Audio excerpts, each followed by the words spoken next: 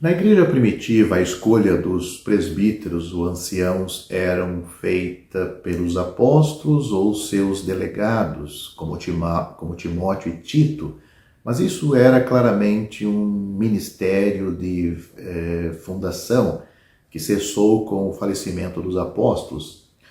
Antes de continuarmos, é bom destacar aqui que as palavras presbíteros, anciãos, bispos e superintendentes estão falando dos mesmos homens, mas destacando um caráter diferente. Por exemplo, ancião é a palavra traduzida do grego presbítero e fala, ou seja, ancião e presbítero seria a mesma palavra. Presbítero é o grego aportuguesado. Está falando do mesmo homem. Portanto, essa palavra fala do homem, da maturidade dele, enquanto o bispo ou superintendente fala do serviço dele. Portanto, continuando, mesmo quando havia escolha apostólica de presbíteros, era permitido algum tempo para evidenciar o caráter, como nós temos claramente em Atos capítulo 14, versículo 23, onde provavelmente pelo menos 6 meses se passaram antes que a escolha fosse feita na viagem de volta dos apóstolos. A ordenação, como nos tempos modernos na cristandade, não é de forma alguma um modelo bíblico.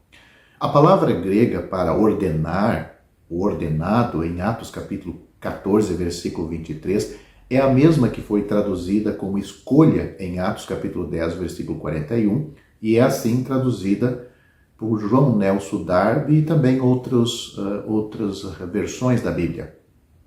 Vou citar esses 2 versículos para que tenha ideia do que estamos falando. Note, e havendo-lhes por comum consentimento escolhido ou eleito anciãos em cada igreja, orando com jejuns, os encomendaram ao Senhor em quem haviam crido. Isso está em Atos capítulo 14, versículo 23.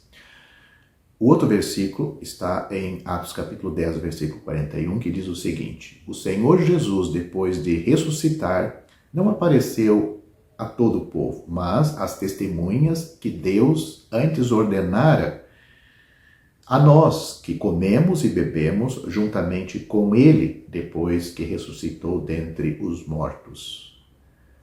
Esta palavra ordenara, em Tito capítulo 1, versículo 5, é usada uma palavra no grego e é traduzida por designar ou constituir. E o seu significado não é uma ordenação formal, mas nomeação para o reconhecimento das igrejas, daqueles levantados e qualificados pelo Espírito Santo e que deram evidência disso em suas vidas e serviço. Portanto, mesmo nos dias apostólicos, eles não escolhiam quem iria ser os anciãos, mas sim apontavam os que o Espírito Santo já os tinham preparados para esse trabalho na igreja. Percebeu a diferença?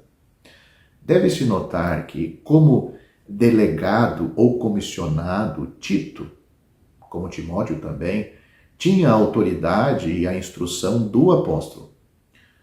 Com a conclusão das Sagradas Escrituras, a orientação suficiente de Deus agora é dada em todos os assuntos que afetam a vida e a ordem da igreja. Antes da conclusão das Escrituras, a mente de Deus foi comunicada à igreja primitiva pelos apóstolos e profetas. Os verdadeiros superintendentes, os anciãos, são formados e levantados por Deus. Isto está claro pela própria boca do apóstolo Paulo em Atos capítulo 20, versículo 28.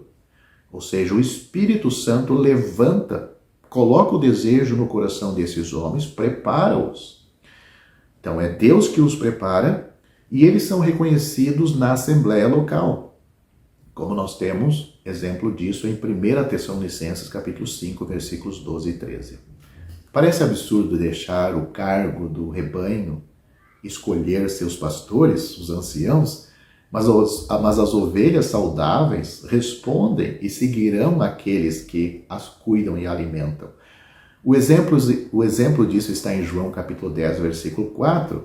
Aqueles que aceitam cargo sobre o expediente humano de uma eleição certamente serão os populares e plausíveis, cuja única preocupação é o lugar e a autoridade. Nas coisas de Deus, a condição do coração e não a aparência externa é que realmente importa. E se a ordem piedosa deve ser obtida na Assembleia, então a escolha dos seus supervisores deve ser deixada para Deus. Leia 1 Samuel capítulo 16, versículos 6 a 7. Um exemplo de como Deus escolhe os seus homens. Talvez não haja outro trabalho para Deus hoje sobre o qual ele tenha sido mais cuidadoso em especificar as qualificações necessárias do que o do superintendente, os anciãos.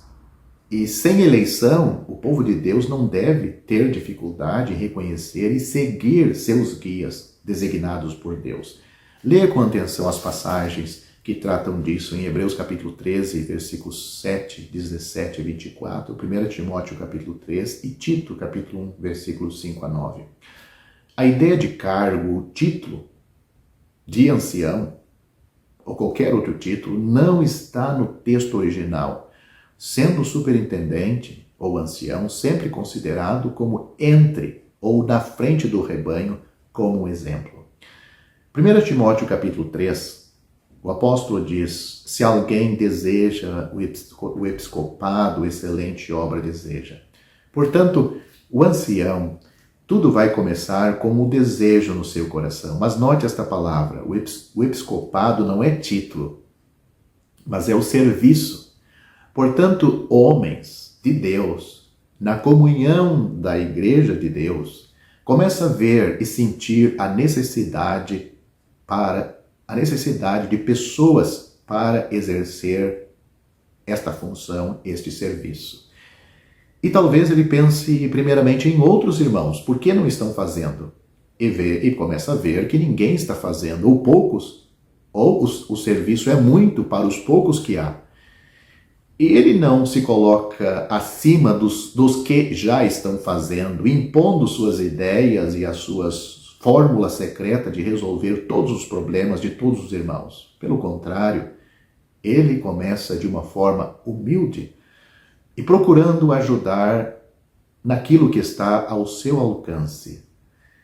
E com isto, Deus vai lhe ensinando, lhe dando sabedoria para agir como um futuro ancião de experiência para ajudar o povo de Deus. Paulo diz: se alguém deseja o episcopado, excelente obra deseja. Ele deseja o serviço, não o título. E este homem vai se apresentar à Assembleia e vai ser reconhecido pela Assembleia pelo serviço que ele faz. E não pelo título que ele está tentando adquirir, porque não existe tal título, pelo menos nas igrejas de Deus. Pode haver muitos títulos e ofícios nas igrejas do mundo, mas numa verdadeira igreja de Deus isto não funciona. Outra coisa, existe mais de um ancião, pelo menos deveria ser o normal existir mais de um ancião na igreja. Ele não é o pastor, ele não é o chefe, ele não é o polícia, mas ele é o crente que alimenta o povo de Deus, que cuida o povo de Deus. Eles são os crentes que estão aí para cuidar do povo de Deus. 1 Timóteo capítulo 3, nós temos ali o caráter deste homem. Como podemos reconhecer este homem numa assembleia? Atos capítulo 20, nós temos Paulo falando com os anciãos de Éfeso,